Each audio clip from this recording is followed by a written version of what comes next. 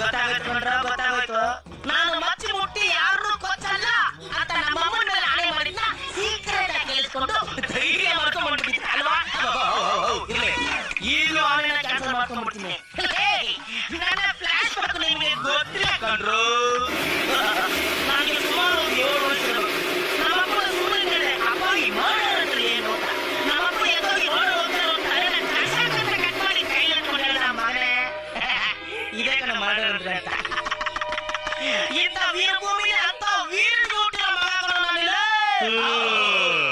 Hello, ನಾನು ಈ ಜೋಗ ಆಡ್ತಾ ಇದ್ದೀನಿ. Crime story man. ಏನೋ ನಮ್ಮ ಗಾಯತ್ರಿ ಅಮ್ಮ ಈ ವಿಷಯನ ಯಾರಿಗೂ ಉಸಿರು ಬಿಡಬೇಡ ಅಂದಿದ್ದಕ್ಕೆ ನೀವು 3 ಉಸಿರಾಡ್ತಾ ಇದ್ದೀರಾ.